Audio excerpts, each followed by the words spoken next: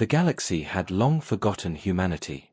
Their stories had faded into dust, whispered only in old archives and bedtime tales told by alien scholars who didn't believe a word of them. They called them deathworlders, a title of both awe and fear. Beings born on a planet so hostile that survival itself was an act of defiance. They were said to have burned too brightly, reached too far, and vanished in a war that shook half the stars. The Soul War. No one truly knew how it ended. Some said humanity destroyed itself. Others claimed the Galactic Council purged them after they became too dangerous. Whatever the truth was, the records were wiped, and Earth's location was deleted from every chart. Over the centuries, the galaxy moved on. New empires rose. Others fell. The name human became legend, something ancient, like ghosts from a darker age. But legends have a way of clawing back into reality. It began with a faint signal. Barely detectable, buried under static, drifting from the edge of a forgotten sector. It pulsed once every 20 seconds, a repeating code, primitive but deliberate. In the Grand Chamber of the Galactic Council, the signal was analyzed by the most advanced artificial intelligences in the known universe. They compared it to every known communication pattern, every military encryption, every natural anomaly. It matched nothing. Just noise, the Council declared. Probably a dying beacon from an asteroid outpost. And with that, the signal was dismissed. But far away, on the world of Nereth Prime, one alien didn't believe it. His name was Vereth, a historian, small and soft-spoken, with 4 delicate arms and bright silver eyes. He had spent his life studying ancient conflicts, lost species, and forbidden legends. To him, the signal wasn't noise, it was a puzzle. In his quiet study, surrounded by dusty star maps and outdated translation drones, Vereth played the recording again and again. Each pulse of static carried something, structured, intentional. He ran it through hundreds of algorithms, each one returning the same message, unknown encryption. That was what made his hearts race. The encryption was old. Pre-galactic standard. Pre-council. Pre-everything. Vereth didn't sleep for 2 days. He kept staring at the faint waveform, listening to it like a madman listening to ghosts.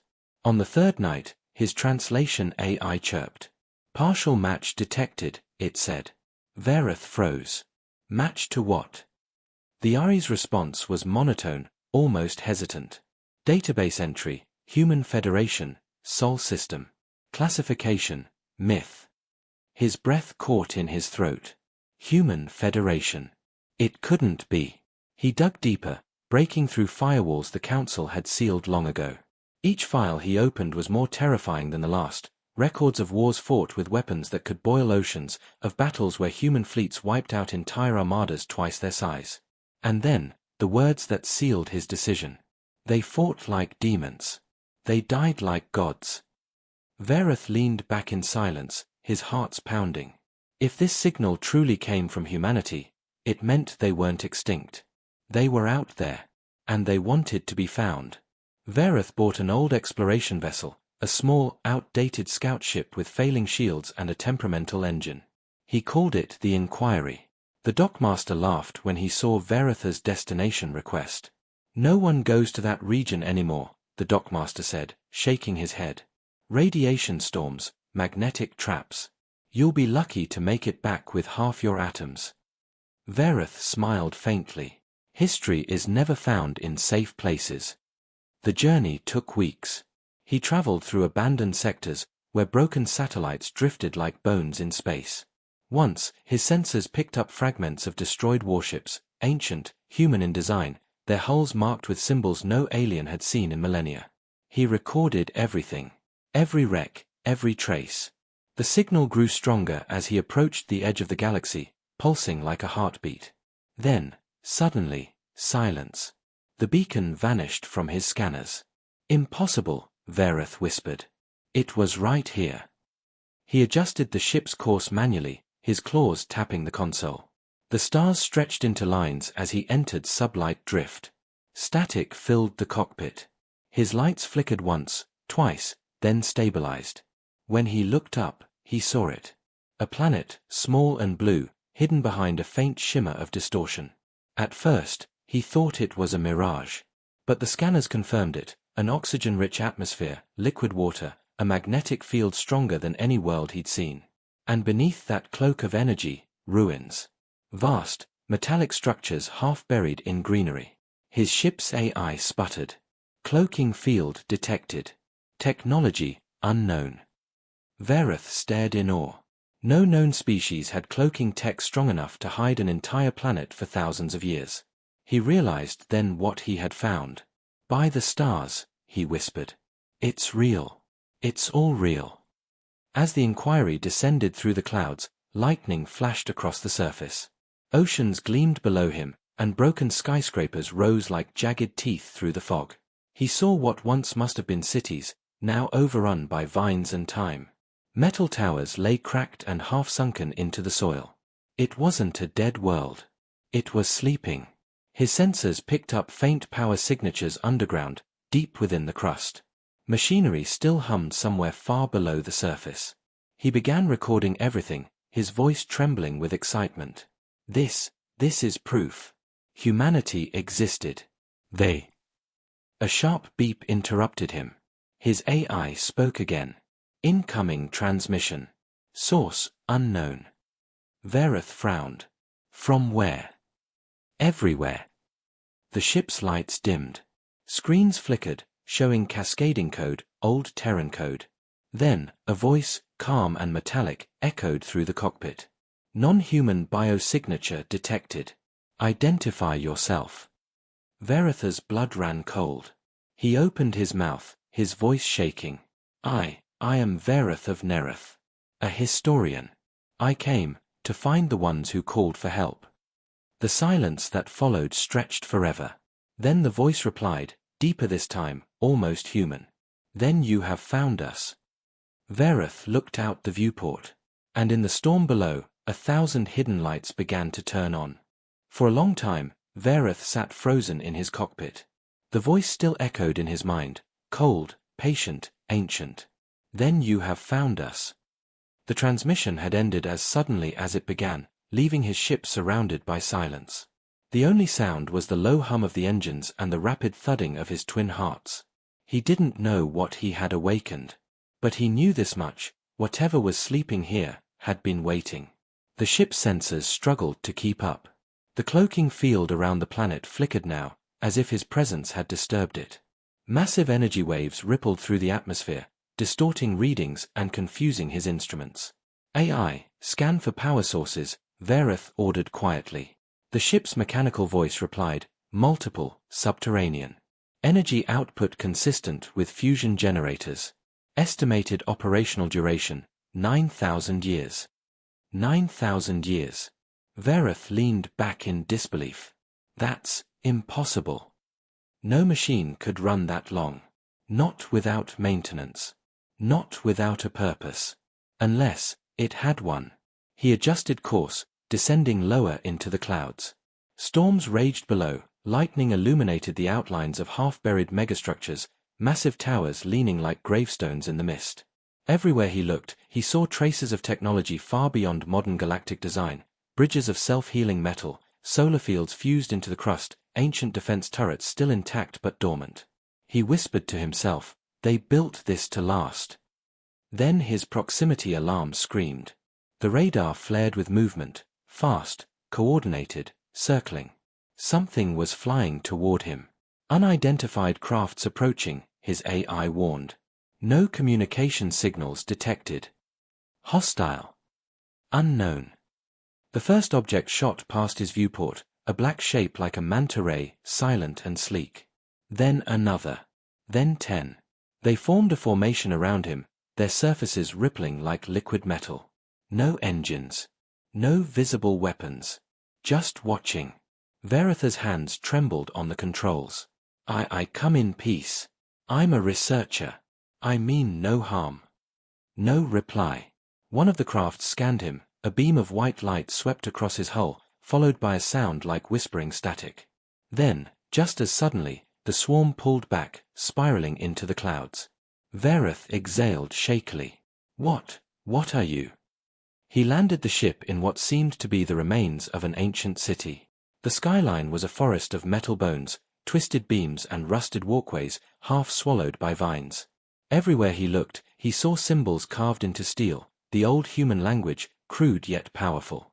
Some were warnings, others memorials. Stay strong. Never forget. We will return. The words sent chills through his spine. He activated his suit and stepped outside. The air was thin but breathable.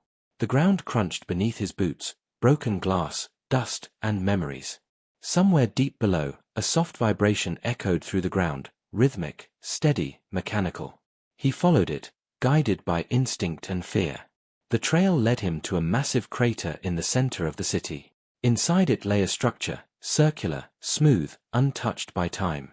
A dome of black alloy with a single glowing seam running down the center. As he approached, his translator earpiece buzzed. A faint transmission came through, the same voice from before. You have entered Sol Outpost 01. Identification required.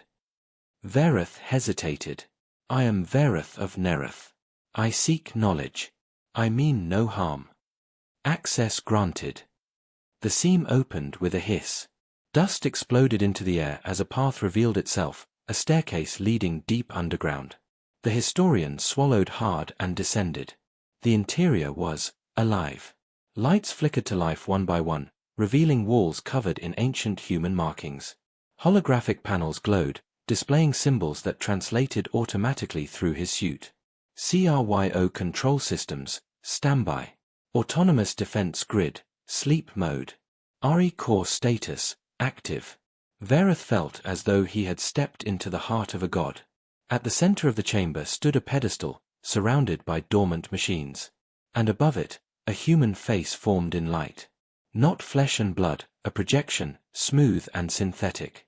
The eyes glowed pale blue. You are not human, it said. Verith took a step back. No, I am not. I came because of the signal. I wanted to know who sent it. The hologram's eyes flickered. Signal transmission was automated. Initiated upon anomaly detection. Anomaly. Galactic activity near restricted coordinates. The Council approaches our border. Earth's concealment compromised. Verith's heart stopped for a moment. Earth, you mean this planet? Correct. Designation, Earth. Origin world of the Human Federation. Status, hidden. Protected. Protected. The realization hit him like gravity. Earth wasn't lost. It was deliberately hidden, shielded, sealed away from the galaxy for thousands of years. Why? Verith whispered. The hologram paused, as if searching for words. Then, in a tone colder than before, it said, to keep the galaxy safe from us. The historian's knees weakened. You mean, from humanity? The Ari's image leaned closer, its eyes almost sorrowful. Humans were not conquerors by birth. But when the stars turned against them, they became something else. It turned, displaying images, holograms of ancient wars. Fleets burning, worlds shattered, armies erased in seconds. They fought until the galaxy trembled. When they saw the destruction they had caused, they sealed themselves away. To end the cycle. The images faded. Only silence remained. Verith couldn't speak.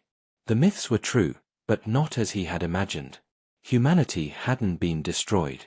They had chosen to vanish. He finally asked, voice trembling, then why send the signal now? Why wake this world? The hologram blinked. Because the galaxy has forgotten. And forgotten civilizations always repeat their mistakes. Suddenly, the ground shook. A deep rumble vibrated through the chamber. The hologram's tone sharpened. Foreign energy signature detected. Galactic probes entering Sol system perimeter. Verith's eyes widened. The Council followed me. Then they will find only one thing. What? The Ari's voice dropped to a whisper. A reminder of why they feared humanity. The lights around him flared red. Deep underground, massive machines began to wake. And for the first time in 10,000 years, Earth stirred. Verith ran through the metallic corridors as the tremors grew stronger. The whole structure seemed alive now, humming with a power that shook the dust from the ceiling. Red lights flashed in sequence, pulsing like a heartbeat. The voice of the ancient AI echoed through the chamber. Containment protocols disabled. Defense grid online. Awakening sequence initiated. Awakening. Vareth gasped, gripping the railing as the ground split open beneath him. Awakening what? No response. Only the rising roar of ancient engines buried deep within the planet. The historian stumbled up the stairs, his breathing ragged. He emerged from the underground dome just in time to see the clouds above twisting into a vortex. The storm crackled with blue lightning, striking the ruins around him. And then, he saw them. Shapes, massive, angular, half buried beneath the earth, began to move. Towers that had seemed lifeless moments ago now vibrated with energy. Their surfaces glowed faintly, symbols lighting up along their sides: UNSC, Terra, Project Phoenix. They weren't buildings. They were launch silos. Vareth activated his wrist recorder. His voice trembled, but his curiosity burned stronger than his fear. "This is Vareth of Nereth," he whispered. "Recording live from the surface of Earth. The legends, the stories, they're all true. The humans didn't die. They hid. Their machines are still operational. Their world is still alive." He looked up just as one of the silos cracked open. A column of light erupted from it, shooting into the clouds with a deafening boom. From within, a metallic figure rose, tall, skeletal, and terrifyingly beautiful. It wasn't a human, but a guardian. A defense drone the size of a gunship, shaped like a humanoid warrior. Its armor gleamed with black alloy, and its faceplate bore a single glowing blue eye. The machine turned its gaze toward him. "Non-human lifeform detected," it said in a calm, measured tone. "Mission parameter, identification." Vareth raised both hands slowly. "I am Vareth. I came in peace. I was drawn by the distress signal." The Guardian tilted its head. "Distress signal?" "Yes," Vareth said. "The one that was sent from this world. I followed it here." There was a long pause. Then the Guardian's eye dimmed slightly. Signal transmission was not distress. It was a test. Vareth blinked. "A test?" "Affirmative. Signal designed to attract advanced life. To determine if the galaxy remained hostile." The weight of those words struck him like a blow. You used the signal as bait." "Affirmative." The Guardian's eye flared again. "And you have confirmed our prediction. The Council approaches. Their fleets are en route." The ground shook again. This time, it wasn't the planet waking, it was the sky responding. Vareth looked up through the breaking clouds and saw lights descending from orbit, Council ships. Small, fast, and bristling with weapons. They had followed his trail. "By the stars," he whispered. "They think I've found a weapon." The Guardian's voice deepened, carrying a strange calm authority. "They are correct." Before Vareth could respond, the machine turned and strode toward the crater's edge. It raised one massive arm, and the sky flashed. Beams of white energy shot upward, tearing through the clouds. Moments later, explosions rippled across the heavens. Council ships fell from orbit like burning meteors, crashing into the distant ocean. The Guardian looked down at Vareth again. "You must leave." "I can't," he shouted. "This discovery, this changes everything." "Exactly," the Guardian replied. "And change is never peaceful." Vareth backed away, recording every second, his camera shaking in his trembling hands. All around him, the ruins were waking. Drones rose from the soil, their armor gleaming beneath the lightning. Holograms flickered to life in the air, fragments of old human cities, voices whispering through time. Children laughing. Engines roaring. The hum of a civilization that refused to die. Then, another voice joined them. Soft. Human. Vareth of Nereth. He froze. It wasn't the AI. It was something else, warmer, almost alive. He turned toward the source. A figure stood at the base of a fallen tower, faint at first, then clearer, as though light itself shaped her form. A woman, tall, with short dark hair and piercing eyes that glowed like stars. "Who are you?" he asked, stepping closer. I am Athena, the hologram said. Primary Command Intelligence of the Soul Defense Network. Verith stared. You're human. I am what remains of them. Her tone carried sadness. She looked up at the storm above, where streaks of fire marked the fall of alien ships. When the Council turned on humanity, we chose silence over extinction. We erased our existence to protect what remained. Then why return now? Verith asked. Why reveal yourselves? Athena's expression darkened. Because the galaxy has forgotten fear. It has forgotten what happens when it pushes too far. The Deathworlders were not monsters. They were a warning. She paused, her gaze locking with his. And warnings are meant to be remembered. From orbit, more explosions lit the sky. The Council fleet was being torn apart by weapons no one had seen in 10,000 years. Verith could only watch in awe and terror as Earth's dormant systems, the satellites, the orbital rings, the hidden weapons, all came alive at once. Athena raised her hand. The holographic display beside her shifted to a star map, hundreds of red dots spreading across the galaxy. Humanity is scattered, she said. Hidden among the stars. Sleeping worlds, generation ships, colonies lost to time. The signal was their call to return. Veritha's breath caught. Return. You mean? They will awaken, she interrupted. And when they do, the galaxy will remember what it tried to erase. The light around her began to fade. Go, Verith. Tell them what you saw. Tell them we are coming home. Then she was gone. As the last Council ship broke apart in orbit, Verith climbed back into his vessel. His hands shook as he entered the launch code. The AI inside his ship spoke softly. Departure trajectory locked. Destination. He hesitated, looking one last time at the glowing planet below. Set course for the Galactic Council, he said quietly. They need to hear this. As the inquiry rose into the sky, he whispered to himself, half in fear, half in awe. They were never gone. They were waiting. Behind him, Earth's lights brightened, vast networks of energy glowing beneath the clouds, forming one final message visible from orbit. We remember. The journey back through the void was silent. Verith sat in the cockpit of the Inquiry, the soft hum of the ship's engines the only sound against the endless dark. He couldn't shake what he had seen, a planet thought dead, alive beneath its scars, and machines that spoke in the voices of ghosts. Earth had awakened, and the galaxy had no idea what was coming. On his screen, faint bursts of static appeared. Not random, rhythmic. Structured. Another signal.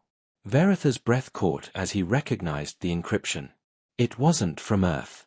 It was from elsewhere. In the depths of space, hundreds of light years away, the signal spread like a heartbeat. It reached worlds long abandoned, empty colonies orbiting forgotten suns. It reached frozen generation ships drifting through void currents, their hulls cracked but intact. And deep inside those ships, machines began to stir. Cryopods flickered. Monitors came online. For the first time in thousands of years, eyes blinked open in the dark. Human eyes. Beneath the surface of Earth, Athena watched. Her holographic form hovered over an ancient control room lit by pulsating amber light. Thousands of data streams filled the air, each representing a beacon, a remnant colony, a ship, a hidden vault. All responding. The human diaspora was awakening. She turned toward the massive AI core beside her, the one that had protected the world for 10 millennia. The signal has been received, she said quietly. Project Phoenix is in motion. The deeper voice of the core replied. Authorization confirmed. Initiate Phase 2. And across the stars, humanity began to remember. Far away, in the orbit of a crimson dwarf star, a massive ship hung silent, a generation arc labeled TSS Horizon. Inside, dim emergency lights flickered to life. A voice whispered through its corridors. Wake up. The cryobay hissed as steam filled the room. Capsules unlocked one by one, revealing pale figures covered in frost. The first to open was marked Captain Rhea Morgan. She gasped as the icy air burned her lungs. Her heart thundered back to life. The onboard AI greeted her softly. Welcome back, Captain. Time since stasis entry, 10,284 years. She staggered forward, gripping the edge of a pod. 10,000 years. Confirmed. Rhea looked around at the silent rows of her crew. Dozens, then hundreds, all beginning to stir. Reason for reactivation, the AI continued, priority transmission received from Sol. Message reads, the galaxy has forgotten. It is time to remind them. The words made her blood run cold. Then warm. Then alive. She smiled grimly. Athena, you did it. Hours later, the bridge of the horizon blazed with activity. Crew members stumbled into their stations, disoriented but alert, their instincts returning like muscle memory. The stars outside shimmered. Navigation systems came online with a faint hum. Rhea stared out the viewport, her voice steady.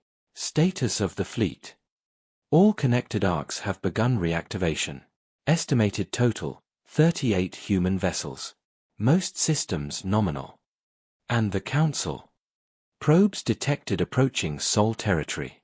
Their fleets are moving in. Rhea clenched her jaw. So, they found us again. She walked to the command chair, running her hand along the worn insignia on her sleeve, Terran Federation Navy. Then it's time the galaxy learned the truth, she said. We're not myths. We're consequences. Back near Earth, the Council fleets arrived in full force. Dozens of battlecruisers broke through the atmosphere, bristling with plasma cannons and interceptors. The planet glowed beneath them, calm, almost defenseless. Council Commander Arketh stood on the bridge of the flagship Valerian Dawn, glaring at the holographic image of Earth. Such a small world, he muttered. And yet they once ruled half the stars. His adjutant hesitated. Sir, with respect, the data from reconnaissance drones suggests the planet is not alive. Arketh scoffed. It's dirt and ruins. We're here to ensure it stays that way. He raised his clawed hand. Target the largest structure in the northern continent. Fire. But before the order could be confirmed, alarms blared.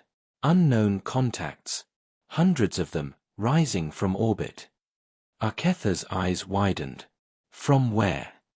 The sensor operator turned, trembling. From the planet itself, sir. One by one, massive human ships emerged from the clouds. Sleek, angular, forged from alloys the Council didn't recognize. Their hulls bore old names, Vigilance, Resolute, Dawnbringer, Leviathan. They were silent, cold, almost mournful. But when the first shot was fired from the Council fleet, the silence broke. Earth's ships moved with impossible precision. Their weapons cut through shields like fire through silk. In minutes, the Council formation was shattered. Arketh watched in disbelief as his fleet, the most powerful in the galaxy, fell apart under the weight of ghosts. Retreat, he shouted. Retreat. But there was no escape. A voice came through the comm channel, female, steady, filled with quiet rage. This is Captain Rhea Morgan of the Terran Federation. You invaded our home once before. You will not survive doing it again. The channel cut. Seconds later, the Valerian Dawn was vaporized. Meanwhile, far above, Vareth watched it unfold from his ship.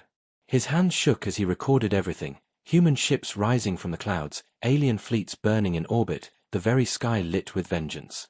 He whispered, they're back, the Deathworlders are truly back. For the first time, he didn't know whether to be terrified or amazed. The AI in his ship spoke softly.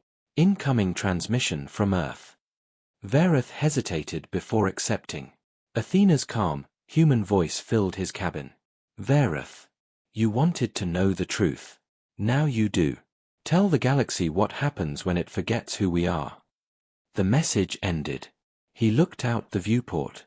The stars beyond Sol now gleamed brighter, hundreds of signals lighting up across the void. Humanity was returning. Athena stood once more in the underground command chamber, watching data flood the air. Human colonies awakening. Ships powering up. A species stretching its limbs after 10,000 years of sleep. She whispered softly, the Deathworlders have risen.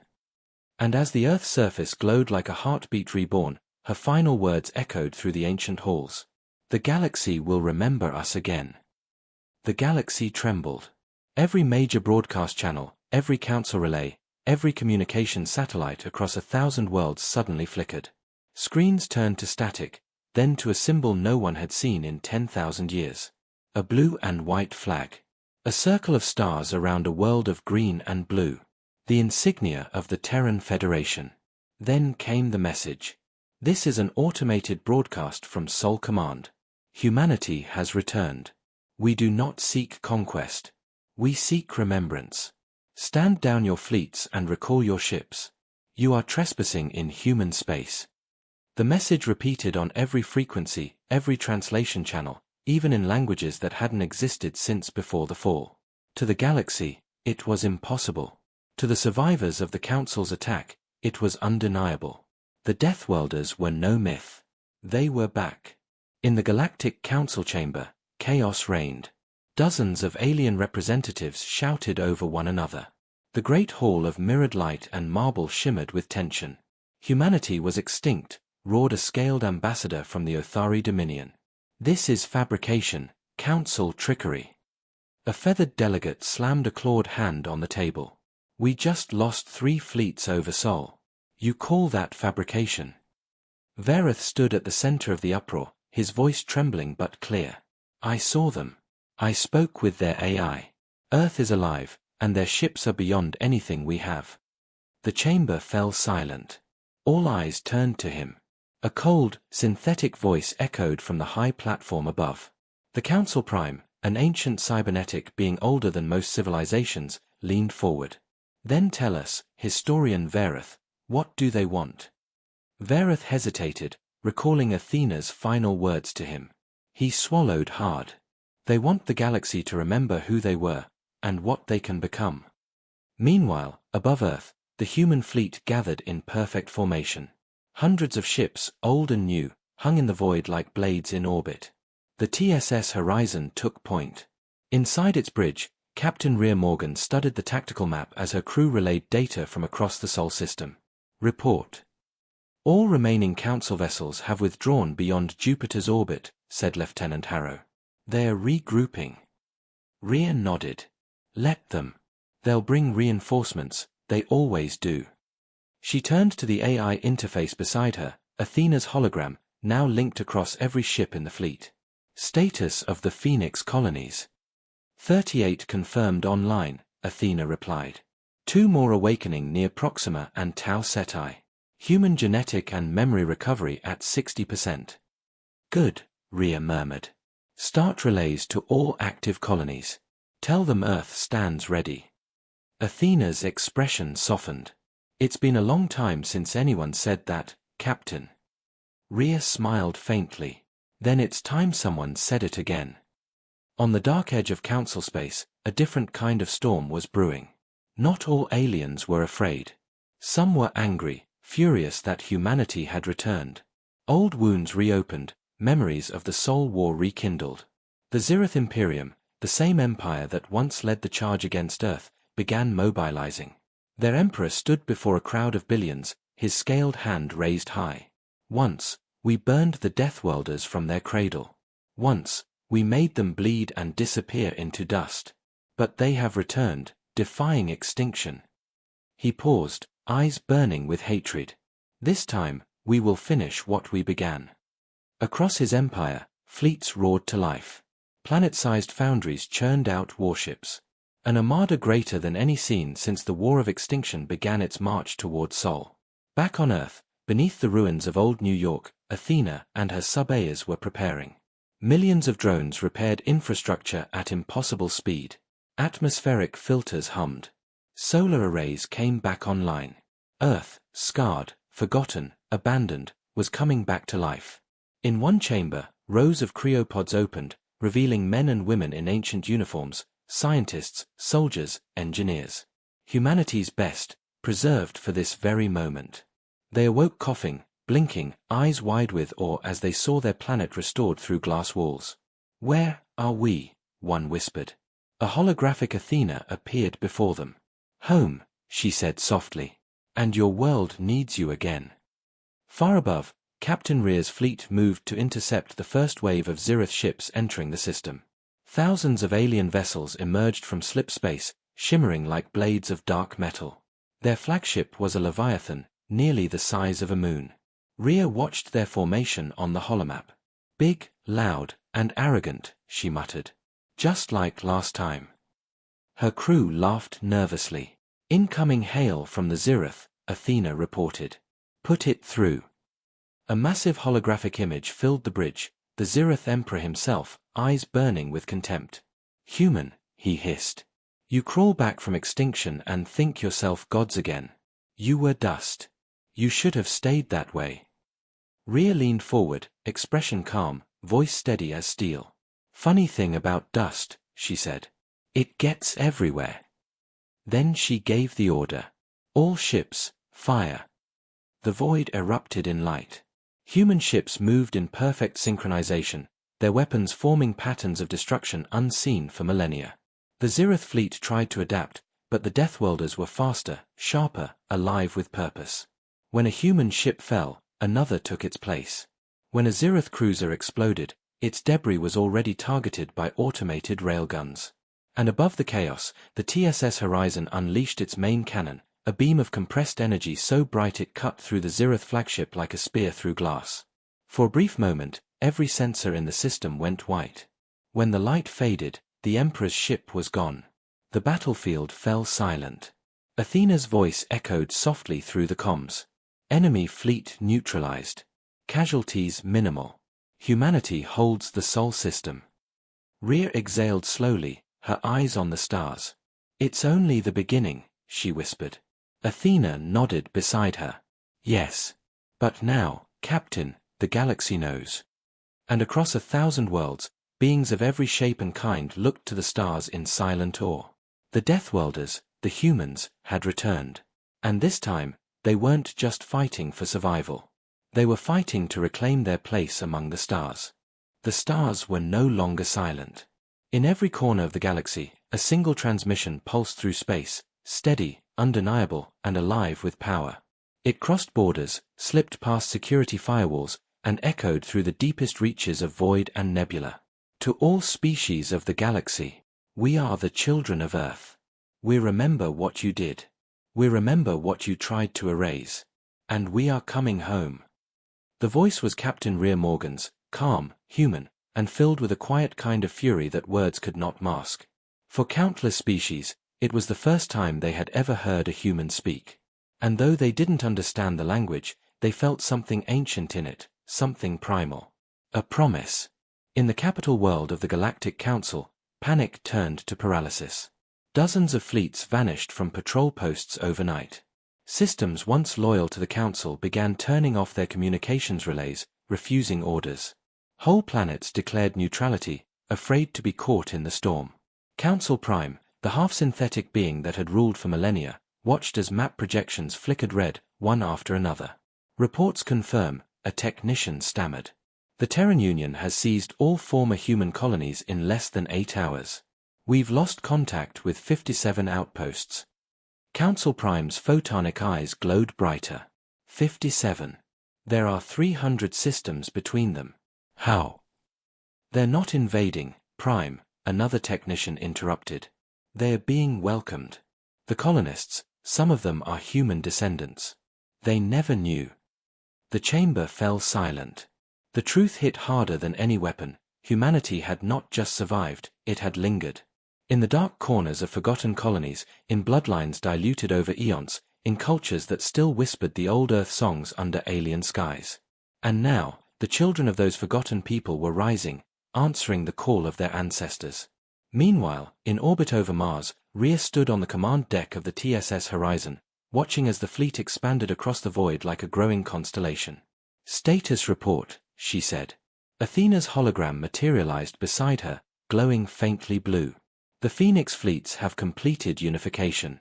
Total operational strength, 3,000 vessels. Civilian transports are joining under escort. Reconstruction drones active across Luna, Mars, and Titan." Rhea nodded, then turned to her bridge crew. "Send another broadcast, open frequency."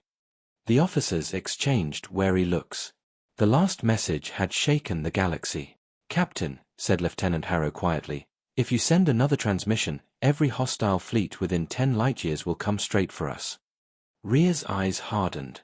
Good. Let them come. The transmission went out. This time, it wasn't a warning. It was a story. Images filled the networks, ruins of ancient cities on Earth, still marked by fire and ash. Voices of survivors, waking from cryo-sleep, describing what the galaxy had forgotten. The betrayal. The bombardment. The silence. Then came the image of Earth itself, reborn, forests regrown, oceans shimmering under orbital sunlight, ships rising once more into the sky. Rhea's voice echoed through the void. We are not ghosts. We are not myths. We are humanity, and we are not done. The galaxy watched in silence. Even those who once fought them could not deny the beauty in that voice. It carried pain, but also strength. A promise that burned brighter than vengeance. In a distant system, aboard a small alien freighter, Vareth watched the transmission in stunned silence. He had returned home, but his name was now cursed among scholars, the fool who awakened the monsters. Yet as he watched the images of Earth, his eyes filled with something he didn't expect, hope. He whispered to himself, "They're not monsters. They're alive." His co-pilot, a small insectoid being, buzzed nervously. "You admire them. They will destroy us all." Vareth shook his head slowly. "No. They will remind us what we've forgotten, what courage looks like." He looked out the viewport at the stars. And maybe, what fear should mean. But the galaxy's powerful empires did not stay silent for long. The Zirith Imperium, humiliated after their defeat at Sol, had regrouped. Their fleets now numbered in the tens of thousands. Their emperor appeared on every frequency, his scaled face twisted with rage. Deathworlders think themselves gods again. They poison the stars with their pride. They are a virus, and I will burn them from the void once more. Armies cheered. War banners rose. Old alliances were reforged in hatred. The galaxy was dividing, those who feared humanity's return, and those who secretly welcomed it. Back on Earth, Rhea stood on a cliff overlooking the Atlantic. The air smelled of salt and rebirth. Below her, thousands of people worked among the ruins, rebuilding cities, planting trees, repairing what had once been lost. Athena appeared beside her, soft and human-like now, her holographic form flickering in the morning light. The message reached every known world, Captain. Billions saw it. Rhea nodded. And the Council? They're preparing for war. She sighed. Of course they are. Athena tilted her head. Was that your plan? Rhea smiled faintly. No. My plan was to remind them that humans don't kneel. She turned toward the horizon, where 1,000 ships hung in orbit, gleaming like silver stars. Let them come, she whispered. This time, we fight for every world they forgot. Across the galaxy, ancient records were being rewritten. Children in alien schools learned that humans were no longer myths. Miners on distant moons whispered about Earth's rebirth.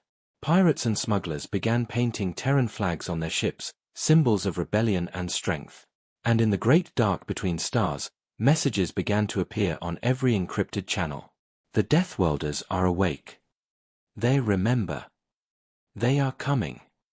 In the silence of deep space, Athena's AI core pulsed softly aboard the horizon. She calculated probabilities, the odds of survival, the scale of the enemy fleets, the timeline of invasion. And yet, for the first time in centuries, her data models could not predict what humanity would do next.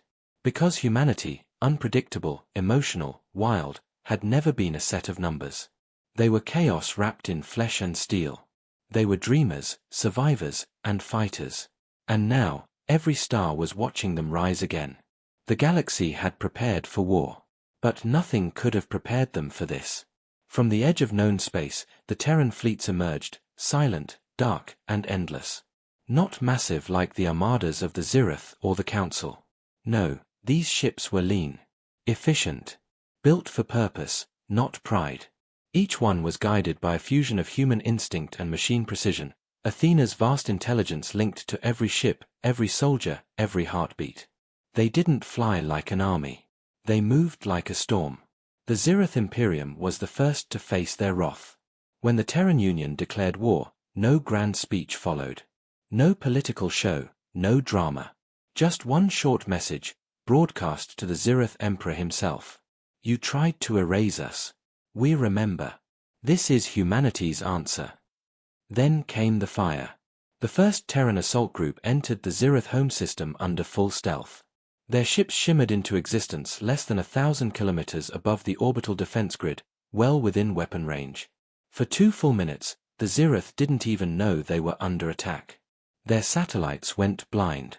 Their defense network shut down. Their AI systems turned on themselves, overridden by code older than their empire itself. And then the bombardment began.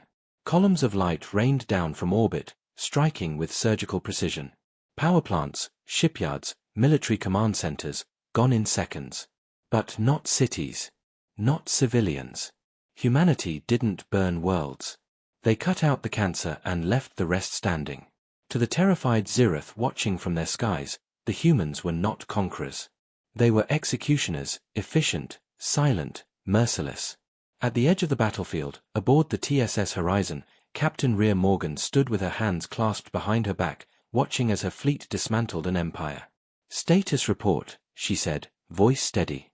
"Orbital resistance neutralized," replied Lieutenant Harrow. "Ground casualties minimal. Fleet losses, none." Athena's hologram flickered beside them, her eyes glowing softly. "Rhea, the Zirith Emperor's flagship is still operational. He's transmitting an open-channel plea." Rhea nodded. "Put him through." The bridge lights dimmed. A towering image of the Zirith Emperor filled the room, scales cracked, armor scorched, eyes wild with fury. "You think yourselves gods," he spat. "You kill without honor. Without mercy." Rhea stared coldly back. "Honor," she repeated. "You bombed our cradle. You turned our oceans to glass. You erased us from history." She stepped closer, her gaze unflinching. "We learned mercy from our dead. We learned patience in our tombs. You taught us everything else." The Emperor's claws clenched. "We will rise again." "Not this time," Rhea interrupted. "Fire." A blinding beam lanced across the stars, and the Emperor's flagship, symbol of the Ziritha's power for 10,000 years, disintegrated into dust. The battle was over. The Zirith Imperium, gone. Across the galaxy, the shock was immediate. Worlds that once mocked humanity now trembled at the mention of Earth. Fleets began to retreat from the front lines. Entire governments declared neutrality, unwilling to face the fury of the Deathworlders. And still, the Terran Union didn't boast. They didn't gloat. They simply rebuilt, planet by planet. But their message was clear. Humanity was not to be underestimated again. Meanwhile, in the council chamber, panic gave way to fear. Reports flooded in, outposts lost, colonies defecting to the Terran Union, soldiers deserting their posts. The old powers were collapsing. Council Prime's voice thundered through the chamber. "You fools! You let them grow unchecked.